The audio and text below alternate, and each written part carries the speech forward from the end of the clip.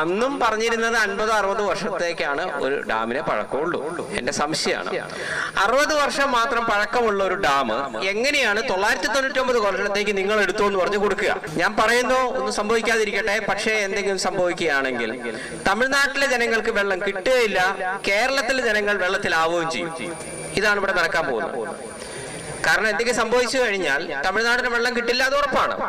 കേരളത്തിലെ ജനങ്ങൾ മൊത്തം വെള്ളത്തിലും പോകും. 1970 നമ്മളാണ് അവരോട് വീണ്ടും അന്നൊരു അവസരം നമുക്ക് കിട്ടിയതാണ്. നമ്മൾ എന്താണ് ചെയ്തത്?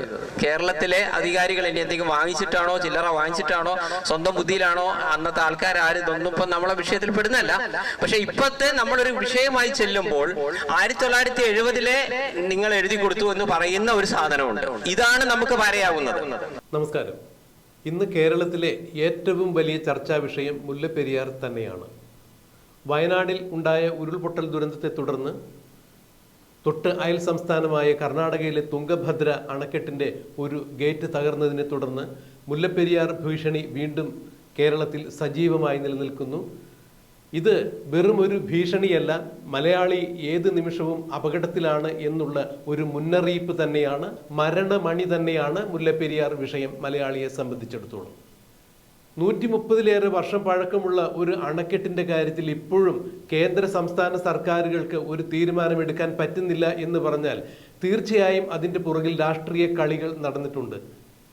ആരുടേതായാലും രാഷ്ട്രീയ താല്പര്യങ്ങൾക്ക് വേണ്ടി കേരളത്തിലെ ജനങ്ങളുടെ താല്പര്യങ്ങൾ ഉരുതി കഴിക്കുന്ന സമീപനമാണ് മാറി മാറി വന്നിട്ടുള്ള എല്ലാ സർക്കാരുകളും മുല്ലപ്പെരിയാറിൻ്റെ കാര്യത്തിൽ എടുത്തിട്ടുള്ളത് എന്നുള്ളത് വ്യക്തമാണ്. അതിന് യാതൊരു സംശയവുമില്ല.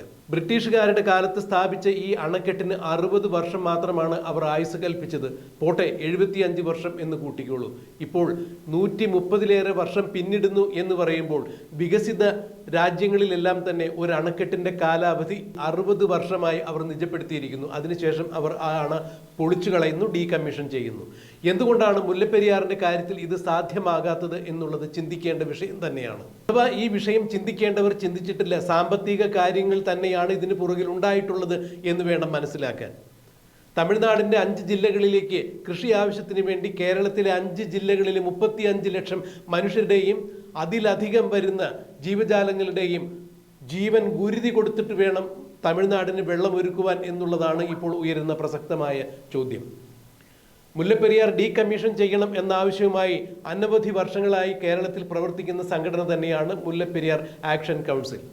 സുപ്രീം കോടതി അഭിഭാഷകനായ ആലുവക്കാരനായ റസൽ ജോയ് ചെയർമാനായ ഈ സമിതിയിൽ KS പ്രകാശ് ഉൾപ്പെടെ നിരവധി പ്രമുഖരാണ് ഉള്ളത്. ഇവർ കഴിഞ്ഞ ദിവസം ആലുവയിൽ ഒരു യോഗം ചേരുകയുണ്ടായി. മുല്ലപ്പെരിയാർ ഏത് വിധത്തിലും എന്ത് വില കൊടുത്തും ഡീകമ്മീഷൻ ചെയ്യുവാനുള്ള ഒപ്പുശേഖരണവുമായി തന്നെയാണ്, അല്ലെങ്കിൽ വിശദീകരണ യോഗവുമായി തന്നെയാണ് ആക്ഷൻ കൗൺസിൽ ആലുവയിൽ ഒരു യോഗം സംഘടിപ്പിച്ചത്. ഈ യോഗത്തിൽ മലയാളത്തിലെ പ്രമുഖ ചലച്ചിത്രകാരനായ സന്തോഷ് പണ്ഡിറ്റും രംഗത്ത് വരികയുണ്ടായി. സന്തോഷ് പണ്ഡിറ്റ് ഈ വിഷയത്തിൽ ഗഹനമായ ഒരു പ്രസംഗം തന്നെയാണ് നടത്തിയത്. മുല്ലപ്പെരിയാർ ഡീകമ്മീഷൻ ചെയ്യണം, തമിഴ്നാടിന് വെള്ളം കിട്ടുവാൻ വേണ്ടി മലയാളിയെ മൊത്തം വെള്ളത്തിലാക്കുന്ന ഈ പ്രവണത ഏത് സർക്കാരായാലും നിർത്തലാക്കണം, കേന്ദ്ര സംസ്ഥാന സർക്കാരുകൾ ഇതിൽ ഒളിച്ചു കളിക്കരുത് എന്ന മട്ടിൽ തന്നെയാണ്, അല്ലെങ്കിൽ അത് വ്യക്തമാക്കുന്ന തരത്തിൽ തന്നെയാണ് സന്തോഷ് പണ്ഡിറ്റ് സംസാരിച്ചത്. മുല്ലപ്പെരിയാർ ഡീകമ്മീഷൻ ചെയ്യണം, ഒരു കാരണവശാലും ഇതിനി മുന്നോട്ട് കൊണ്ടുപോകാൻ പാടില്ല. 999 വർഷത്തെ വിചിത്രമായ ഒരു കരാറ് പിന്തുടരുന്ന തമിഴ്നാടിൻ്റെയും കേരളത്തിൻ്റെയും മാനസിക നില മനസ്സിലാകുന്നില്ല എന്ന തരത്തിൽ തന്നെയാണ് സന്തോഷ് പണ്ഡിറ്റ് തൻ്റെ പ്രസംഗത്തിൽ കാര്യങ്ങൾ വളരെ വിശദമായി തന്നെ വിശദീകരിച്ചത്. മുല്ലപ്പെരിയാർ ഡീകമ്മീഷൻ ചെയ്യണം എന്നാവശ്യപ്പെട്ടുകൊണ്ട് ആക്ഷൻ കൗൺസിൽ നടത്തിയ യോഗത്തിൽ സംബന്ധിച്ചുകൊണ്ട് സന്തോഷ് പണ്ഡിറ്റ് പ്രസംഗിച്ചതിന്റെ പ്രസക്ത ഭാഗങ്ങൾ നമുക്കൊന്ന് കേൾക്കാം. 999 വർഷത്തേക്ക് ഇവരെങ്ങനെയാണ് അന്ന് എഗ്രിമെന്റ് വെച്ചതെന്ന്? കാരണം അന്നും പറഞ്ഞിരുന്നത് 50-60 വർഷത്തേക്കാണ് ഒരു ഡാമിനെ പഴക്കമുള്ളൂ. എന്റെ സംശയമാണ് 60 വർഷം മാത്രം പഴക്കമുള്ള ഒരു ഡാം എങ്ങനെയാണ് 999 വർഷത്തേക്ക് നിങ്ങൾ എടുത്തു എന്ന് പറഞ്ഞു കൊടുക്കുക? ഇത് തുടക്കം മുതൽ എനിക്ക് തോന്നിയ ഒരു കാര്യമാണ്. ഞാൻ പറയുന്നു ഒന്നും സംഭവിക്കാതിരിക്കട്ടെ, പക്ഷേ എന്തെങ്കിലും സംഭവിക്കുകയാണെങ്കിൽ തമിഴ്നാട്ടിലെ ജനങ്ങൾക്ക് വെള്ളം കിട്ടുകയില്ല, കേരളത്തിലെ ജനങ്ങൾ വെള്ളത്തിലാവുകയും ചെയ്യും. ഇതാണ് ഇവിടെ നടക്കാൻ പോകുന്നത്. കാരണം എന്തെങ്കിലും സംഭവിച്ചു കഴിഞ്ഞാൽ തമിഴ്നാടിന് വെള്ളം കിട്ടില്ല, അത് ഉറപ്പാണ്. കേരളത്തിലെ ജനങ്ങൾ മൊത്തം വെള്ളത്തിലും പോകും.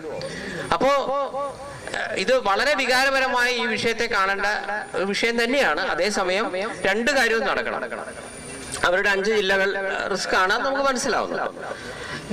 അതേസമയം ഇവിടുത്തെ ചില രാഷ്ട്രീയക്കാർ ഞാൻ മനസ്സിലാക്കുന്നത് 1970-ലെല്ലാം എഴുതി കൊടുത്തതൊക്കെയാണ് നമുക്ക് പണിയാവുന്നത്. നമ്മളിപ്പോ ഇതിൽ കാര്യങ്ങളൊന്നും കൂടെ പഠിച്ചു വരുമ്പോൾ ഈ വിഷയവുമായിട്ട് ബന്ധപ്പെട്ട് നമ്മൾ ഫസ്റ്റ് നോക്കേണ്ടത് അവസാനത്തെ വിധി എന്ത്. അങ്ങനെയാണല്ലോ ഏത് കാര്യത്തെയും നമ്മൾ വിലയിരുത്തേണ്ടത്. പണ്ട് പലതും നടന്നിട്ടുണ്ടാവും.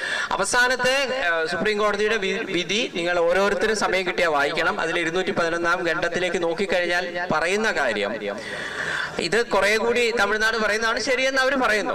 തീർച്ചയായിട്ടും ആ ആംഗിളിലൂടെ ചിന്തിച്ചാൽ അങ്ങനെ പറയേണ്ടി വരും. കാരണം 1970-ൽ നമ്മളാണ് അവരോട് വീണ്ടും അന്നൊരു അവസരം നമുക്ക് കിട്ടിയതാണ്. നമ്മൾ എന്താണ് ചെയ്തത്? കേരളത്തിലെ അധികാരികൾ ഇനി എന്തെങ്കിലും വാങ്ങിച്ചിട്ടാണോ, ചില്ലറ വാങ്ങിച്ചിട്ടാണോ, സ്വന്തം ബുദ്ധിയിലാണോ, അന്നത്തെ ആൾക്കാർ ആരും ഇതൊന്നും ഇപ്പൊ നമ്മളെ വിഷയത്തിൽ പെടുന്നല്ല. പക്ഷെ ഇപ്പത്തെ നമ്മളൊരു വിഷയമായി ചെല്ലുമ്പോൾ 1970-ലെ നിങ്ങൾ എഴുതി കൊടുത്തു എന്ന് പറയുന്ന ഒരു സാധനമുണ്ട്. ഇതാണ് നമുക്ക് പറയാവുന്നത്. അപ്പൊ വീണ്ടും 1970-ൽ നമ്മൾ പല ആളുകളും ചിലപ്പോൾ 1970-ൽ ആരും ജനിച്ചവരായിരിക്കില്ല. ആ സമയത്ത് ഒരു നിയമം ഒരാൾക്ക് നമ്മൾ എഴുതി കൊടുക്കുമ്പോൾ ഏറ്റവും ചുരുങ്ങിയ പക്ഷം നമ്മളെ നിയമസഭയിൽ വെച്ച് നമ്മൾ ഇങ്ങനെ ഒരു കാര്യം അവർക്ക് വീണ്ടും എഴുതി കൊടുക്കുന്നു എന്ന് പറയുമ്പോൾ ഒരു നിയമസഭയിൽ റൂളിംഗ് പാർട്ടി ആയിക്കോട്ടെ, അവരെന്നെ ജയിക്കുള്ളൂ, ഒക്കെ സമ്മതിച്ചു. എന്നാൽ ഒരു ചർച്ച ചെയ്യാന്ന് പറയുന്ന ഒരു സാമാന്യ മര്യാദയെങ്കിലും വേണം. അതേസമയം 1970-ൽ വളരെ ബ്ലൈൻഡ് ആയിട്ടാണ് എഴുതി കൊടുത്തിരിക്കുന്നത്. ഇതിന്റെ ലോജിക് എന്താണ്? മാത്രമല്ല, ഞാനൊരു മുഖ്യമന്ത്രി ആണെങ്കിൽ ഞാനൊരു കാര്യം എഴുതി കൊടുക്കുന്നു. ഞാൻ പറയുന്നത് എനിക്ക് എന്റെ സമയത്തല്ലേ എഴുതി കൊടുക്കാൻ പറ്റൂ, 5 വർഷത്തേക്കല്ലേ എഴുതി കൊടുക്കാൻ പറ്റൂ മാക്സിമം. അത് കഴിഞ്ഞാൽ അതിനടുത്ത മുഖ്യമന്ത്രി അല്ലേ തീരുമാനിക്കുന്നത് കൊടുക്കണോ വേണ്ടതെന്ന്. വീണ്ടും നമുക്ക് തോന്നിയത് പോലെയാണ് എഴുതി കൊടുത്തിരിക്കുന്നത്. അപ്പൊ ഞാൻ പറയുന്ന 60 വർഷം കൊണ്ട് ഓൾറെഡി കഴിഞ്ഞിരിക്കുന്ന ഒരു കാര്യം ഇനിയിപ്പോൾ 990 വർഷം എഴുതി കൊടുത്താണ് ഒരു രക്ഷയില്ല എന്ന് പറയുമ്പോൾ നിങ്ങൾക്ക് കേരളത്തിന് മര്യാദയ്ക്ക് അത് സംസാരിച്ചെടുക്കാൻ പറ്റുമെങ്കിൽ ഒരേ ഒരു ചോദ്യം പോരെ. 60 വർഷം പഴക്കമുള്ള ഒരു ഡാം എങ്ങനെയാണ് 990 വർഷം എഴുതി കൊടുക്കുക? 60 കൊല്ലത്തേക്കല്ലേ കിട്ടുള്ളൂ. അവിടെ തന്നെ അതിന്റെ കഴിഞ്ഞു. ഇനി 1970-ൽ നിങ്ങൾ കേരളം എഴുതി കൊടുത്തില്ലേ എന്ന് പറയുമ്പോൾ മുഖ്യമന്ത്രി ആ കൊടുത്തതിന്റെ നിയമസഭയിൽ പാസ്സാക്കാത്ത ഒരു കാര്യം ഒരു മുഖ്യമന്ത്രിക്ക് സ്വന്തം നിലയിൽ എഴുതി കൊടുക്കാൻ പറ്റുമോ? ഇപ്പൊ നിങ്ങൾ കേരളം മൊത്തമായിട്ട് ഞാനാണ് ഇവിടുത്തെ മുഖ്യമന്ത്രി, ശരി, കേരളത്തിലെ മൊത്തം ജനങ്ങളെ ഞാൻ വിറ്റിരിക്കുന്നു എന്ന് പറഞ്ഞിട്ട് എനിക്ക് എഴുതി കൊടുക്കാൻ പറ്റുമോ? എനിക്ക് കൊടുക്കുകയാണെങ്കിൽ 5 കൊല്ലത്തേക്കല്ലേ എഴുതി കൊടുക്കാൻ പറ്റൂ. കാരണം വിവരം കെട്ട കുറെ ആൾക്കാർ എന്നെ മുഖ്യമന്ത്രിയാക്കി, ഓക്കെ വെരി ഗുഡ്, എന്നാ പിന്നെ എനിക്ക് എന്തും അങ്ങ് ചെയ്യാം എന്ന് കരുതി ഇവിടുത്തെ ജനങ്ങൾക്ക് വരുന്ന എല്ലാ പൈസയും ഇന്ന ഒരു മൂർഷയ്ക്ക് കൊടുക്കാം എന്ന് എനിക്ക് പറയാൻ പറ്റുമോ? നിങ്ങൾ ചിന്തിക്കും. ഇനി അങ്ങനെ പറയുകയാണെങ്കിൽ തന്നെ 5 വർഷത്തേക്കല്ലേ ഒരു മനുഷ്യനെ പറയാൻ പറ്റൂ. 1970-ൽ എഴുതി കൊടുത്ത കാര്യം 2024 എങ്ങനെ പ്രാവർത്തികമാക്കും? ഞാൻ ലോജിക്കാണ് ഇവിടെ ചോദിക്കുന്നത്. അപ്പൊ ഈ ഒരു കാര്യത്തിന് മാത്രം അവിടെ സുപ്രീം കോടതി പറയുന്ന ഒരു കാര്യം, ഇതിനെക്കുറിച്ച് ഒരു 2 ടീമിനോട് ഞാൻ കാര്യങ്ങൾ ചോദിച്ചപ്പോൾ കേരളം ഒന്നും മിണ്ടിയില്ല എന്ന് പറയുന്നുണ്ട്. നിങ്ങൾ സമയം കിട്ടിയാൽ ആ സുപ്രീം കോടതിയുടെ 211-ാം ഖണ്ഡം ഒന്ന് വായിക്കുന്നത് നന്നാവും. എന്ത് ചെയ്യണമെന്ന് ചോദിച്ചപ്പോൾ കേരളം ഒന്നും മിണ്ടിയില്ല എന്ന്. പിന്നെ നമ്മളിവിടെ കിടന്ന് അത് വേണ്ട ഇത് വേണ്ട എന്ന് പറയുമ്പോൾ അതിന്റെ നമ്മളെ ഓരോരുത്തരും വോട്ട് ചെയ്ത് വിജയിപ്പിച്ച ആളുകൾ എന്താണ് ചെയ്തത്, അതിന്റെ പിന്നിൽ അവർക്ക് പുറത്ത് പറയാൻ പറ്റുന്നു, പുറത്ത് പറയാൻ പറ്റാതായിട്ടുള്ള പല പല കാരണങ്ങളും ഉണ്ടാവും, എന്തോ ആവട്ടെ. പക്ഷെ ഞാൻ പറഞ്ഞു വരുന്നത് യഥാർത്ഥത്തിൽ നമ്മൾ ഡിഫൻഡായി. എന്തുകൊണ്ട് ഡിഫൻഡായി? ഒരു കോടതിയുടെ മുന്നിൽ പോലും മര്യാദയ്ക്ക് പറയണ്ടേ? എനിക്കോ നിങ്ങൾക്കോ പറയാൻ പറ്റില്ല. ഇപ്പൊ അദ്ദേഹം മിസ്റ്റർ ജോയ് സാർ പറഞ്ഞ പോലെ അതൊക്കെ നമ്മൾ പേഴ്സണലായിട്ട് പലരും കൊടുക്കുന്ന കാര്യങ്ങളാണ്. ഏത് കാര്യം വരുമ്പോഴും കോടതി അഫിഡവിറ്റ് എന്ന് പറഞ്ഞൊരു സാധനം ചോദിക്കും. അതിപ്പോ ഒരു ഭാര്യയും ഭർത്താവും തമ്മിലുള്ള ഒരു കാര്യമാണെങ്കിൽ ഒരു അഫിഡവിറ്റ് വരുന്നുണ്ട്, 2 വ്യക്തികൾ തമ്മിൽ. ഇതേപോലുള്ള ഇന്റർസ്റ്റേറ്റ് കാര്യത്തിൽ ഞാൻ മനസ്സിലാക്കുന്നത് 2 സംസ്ഥാനങ്ങളുടെയും കേന്ദ്രത്തിന്റെ അഫിഡവിറ്റ് വെരി ഇമ്പോർട്ടന്റ് ആണ്. നിങ്ങൾ എന്ത് പറഞ്ഞു എന്നുള്ളതാണ്. നമ്മൾ ഇവിടെ കിടന്ന് പലതും പറഞ്ഞാലും പക്ഷെ അവിടെ ചെന്ന് ബബബ അടിക്കുകയും ഇവിടെ വന്ന് നമ്മളെ മുന്നിൽ അയ്യോ ഞങ്ങൾ നിങ്ങളെ കൂടെയാണെന്ന് പറയുന്നതിൽ എന്താണ് ലോജിക് ഉള്ളത്? ഇന്ന് കർണാടകയിലെ തുംഗഭദ്ര എന്ന് പറയുന്ന ഡാമിന്റെ ഇപ്പൊ നമ്മൾ നിങ്ങൾ ഓരോരുത്തരും ഇവിടെ വന്നിരുന്നതിന് ശേഷമാണ് ഒരു ഡാം തകർന്നിരിക്കുന്നത് 70 വർഷം. അപ്പൊ അവര് ഇപ്പൊ 1 ലക്ഷം ക്യൂബിക് അത്രയും വെള്ളം ഇപ്പൊ ഓൾറെഡി പോയി കഴിഞ്ഞു. അപ്പൊ എന്തെങ്കിലും ചെയ്യാൻ പറ്റുമോ എന്ന് ചോദിച്ചപ്പോൾ അവർ ഇമ്മീഡിയറ്റ്ലി പറഞ്ഞ ഉത്തരം, ഞാനത് ഈ സംസാരത്തിന്റെ ഇടയിൽ കൂടെ ഞാൻ തുംഗഭദ്രയായിട്ട് അവിടെ ബന്ധപ്പെട്ടുകൊണ്ടിരിക്കുകയായിരുന്നു. അപ്പൊ പറഞ്ഞെന്താ അറിയോ? അതിപ്പോ പെട്ടെന്ന് ഇങ്ങനെ വെള്ളം വന്നുകൊണ്ടിരിക്കുമ്പോ ഒന്നും ചെയ്യാനില്ല. മനസ്സിലായില്ലേ? 60,000 1 ലക്ഷം ആയിട്ടേ ഉള്ളൂ. ഇനി 60 ഇരട്ടി കൂടി വെള്ളം പോയതിനു ശേഷമേ ഞങ്ങൾക്ക് എന്തെങ്കിലും ചെയ്യാൻ പറ്റൂ, അങ്ങോട്ട് പോകാൻ പറ്റുമെന്ന്. അപ്പൊ നിങ്ങൾ ചോദിക്കേണ്ട അല്ലെ, ഇപ്പൊ ഓൾറെഡി വെള്ളം വന്നുകൊണ്ടിരിക്കല്ലേ, എന്തപ്പോ അവിടെ സംഭവിച്ചു? ഒന്നും വിചാരിക്കരുത്, അവിടെ എന്തൊക്കെ ഉള്ളിൽ പോയി എന്നൊന്നും ഒരു ഐഡിയ ഇല്ല. ഒരു 60 കൂടെ ഇരട്ടി വരട്ടെ, അപ്പോഴേ ഞങ്ങൾക്കൊന്ന് അങ്ങോട്ട് മൂവ് ചെയ്യാൻ പറ്റുമോ.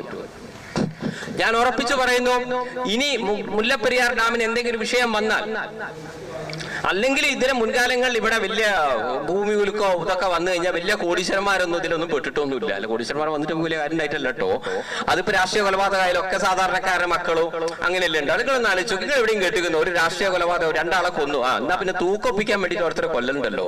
നിങ്ങൾ ഏതെങ്കിലും കേട്ടിരിക്കുന്നു ഏതെങ്കിലും വലിയ കോടീശ്വരന്റെ മോനെ ആരെങ്കിലും തെരഞ്ഞു പിടിച്ച് കൊല്ലുന്നത്? നിങ്ങൾ എവിടെയും കേട്ടിരിക്കുന്നു ഏതെങ്കിലും വലിയ ബൂർഷന്റെ മക്കളെ കൊല്ലുന്നത്? നിങ്ങൾ എവിടെയും കേട്ടിരിക്കുന്നു ഏതെങ്കിലും ഒരു കോടീശ്വരന്റെ മകനെ അങ്ങനെ കൊല്ലുന്നതായിട്ട് നിങ്ങൾ എവിടെയും കേട്ടിരിക്കുന്നു? ഒരു മന്ത്രിനെയോ മുഖ്യമന്ത്രിയോ പ്രധാനമന്ത്രിയോ ആരും കൊടുത്താൽ നിങ്ങൾ കേട്ടിരിക്കുന്നു?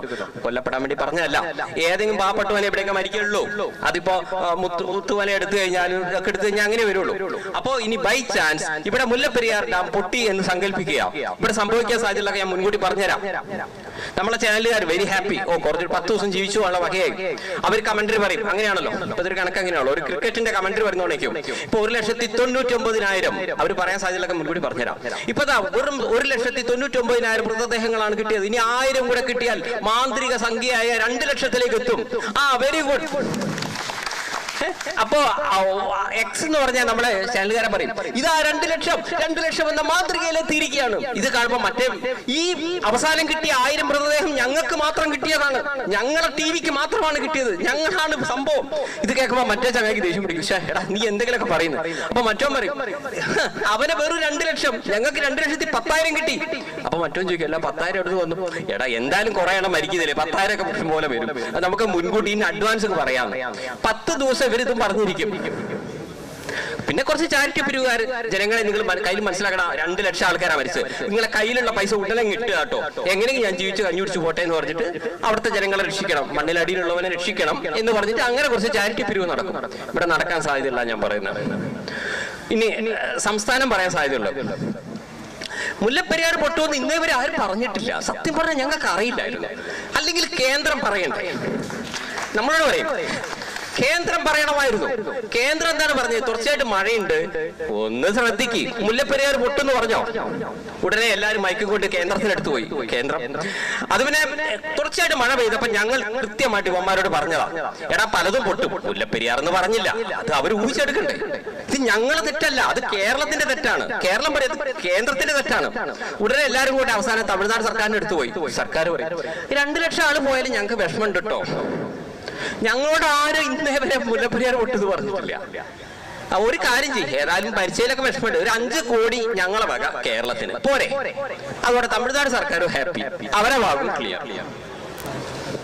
ഇവിടെ മരിച്ചവനെ പോയി, സാധാരണക്കാരന് പോയി, അല്ലാണ്ട് ഇതിന്റെ അപ്പുറത്തേക്ക് ബാക്കിയുള്ളവരെല്ലാരും കുറച്ച് ദിവസം കിട്ടിയത് ലാഭം എന്ന് വെച്ച് പോകും. 10 ദിവസം കഴിഞ്ഞാൽ പിന്നെ ഈ ചാനലുകാരും മുല്ലപ്പെരിയാർ വിഷയമൊക്കെ വിടും. കാരണം അപ്പോഴേക്ക് ഏതെങ്കിലും ഒരു ഭാര്യ ഭർത്താവിനെ തല്ലിക്കൊന്നു, വെട്ടിക്കൊന്നു ആ ന്യൂസ്, അല്ലെങ്കിൽ ഭർത്താവ് ഭാര്യനെ വെട്ടിക്കൊന്നു, കൊന്നത് ശരിയാണോ, അവരെ അവിടെ പോയിട്ട് മൈക്കും വെച്ചിട്ട് പറയും മേഡം എന്തിനെ കൊന്നു, പറയൂ സാർ എന്ന് പറഞ്ഞിട്ട് അങ്ങനെ പോകും.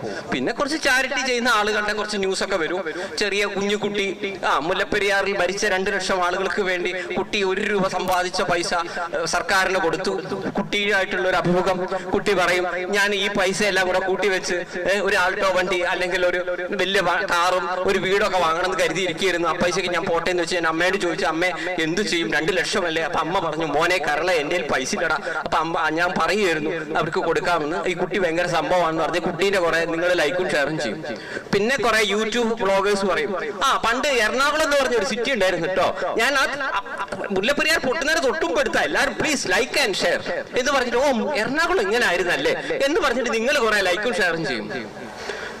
നഷ്ടപ്പെടുവാൻ ആ മരിച്ചവനെ പോയി.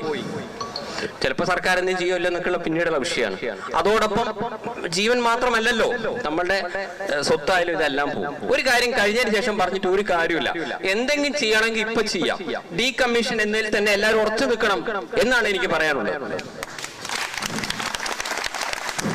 അതോടൊപ്പം ഞാൻ പറയുന്നത് ശരിക്കും ഒരു ഒരു ഒരു മാസ് പെറ്റീഷൻ കൊടുക്കുന്നതിനെ കുറിച്ച് നമ്മൾ ഇനിയിപ്പോ കൂടുതൽ ഇതിനെക്കുറിച്ചും എന്ത് ഒരു വിഷയം ആര് ചെയ്തു എന്തിനെ കുറിച്ചൊന്നും ഇനി പറയണ്ട. നമ്മൾ എന്റെ അഭിപ്രായത്തിൽ ഒരു രാഷ്ട്രീയ പാർട്ടിയോ ഒരു നേതാവിനെയോ അല്ലെങ്കിൽ തമിഴ്നാട് സർക്കാരിനെ ആരും പറയണ്ട. അവരുടെ പെർസെപ്ഷനിൽ അവരും നമ്മുടെ പെർസെപ്ഷനിൽ നമ്മളും പറയുന്നു. ഒരു കാര്യം സമ്മതിച്ചേ പറ്റൂ, അവർക്ക് അവരുടെ സംസ്ഥാനത്തിനോട് ഒരു സ്നേഹമുണ്ട്. നമ്മൾ എൻഡ് ഓഫ് ദ ഡേ ആ ഒരു കാര്യം പറഞ്ഞേ പറ്റൂ. അവർ ഏത് ജാതിയായാലും ഏത് മതമായാലും ഏത് രാഷ്ട്രീയക്കാരനായാലും അവരുടെ സംസ്ഥാനത്തിനോട് അവർക്കൊരു സ്നേഹമുണ്ട്. അത് അവരെല്ലാവരും ഒരൊറ്റ കെട്ടാണ്. ആ ഒരു കാര്യത്തിൽ നമ്മൾ സമ്മതിച്ചേ പറ്റും. നമ്മളിവിടുത്തെ ടീമാണെങ്കിൽ ഒരു കാര്യം പറയണമെങ്കിൽ പറഞ്ഞവന്റെ ജാതി മതവും ഈ പറഞ്ഞവൻ എന്താണ്, അല്ലെങ്കിൽ ഇങ്ങനെ പറഞ്ഞാൽ എന്ത് കിട്ടൂ, അല്ലെങ്കിൽ ആരെങ്കിലും ഒരു 10 രൂപ കൊടുക്കാറുണ്ടെങ്കിൽ ശരി, എന്ത് മുല്ലപ്പെരിയാർത്ത് വയ്ക്കൂ, 2 ദിവസം കത്തി കയറും, ഇമാര് ടീമാണ് മുമ്പുള്ളത്.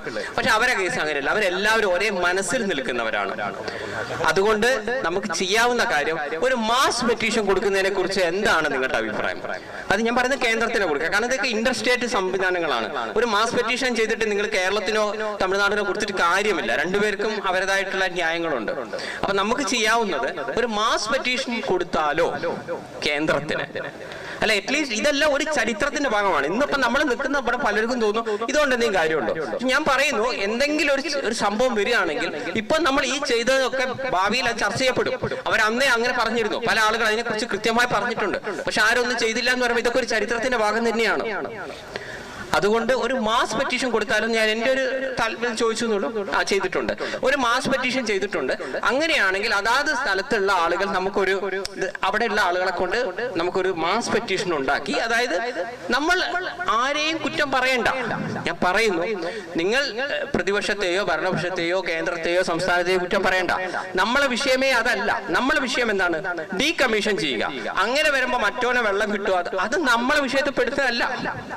അത് അവരാണ് തീരുമാനിക്കേണ്ടത്. ഡീകമ്മീഷൻ ചെയ്യുമ്പോൾ എന്ത് സംഭവിക്കണം, എങ്ങനെ ചെയ്യണം എന്നുള്ളത് നിങ്ങളോ ഞാനോ അല്ല പറയേണ്ടത്, അത് അവരാണ് പറയേണ്ടത്. നിങ്ങൾ ചിന്തിച്ചു നോക്ക്. നമുക്ക് പറയാനുള്ളത് എന്താണ്? ഇത് ഞങ്ങളുടെ ജീവനും സ്വത്തിനും ഭീഷണിയാണ്, ഡീകമ്മീഷൻ ചെയ്തിരിക്കണം. പിന്നെ അവർക്ക് വെള്ളം കൊടുക്കുന്നതൊക്കെ അത് അവര് തമ്മിൽ തീരുമാനിക്കേണ്ട കാര്യമാണ്.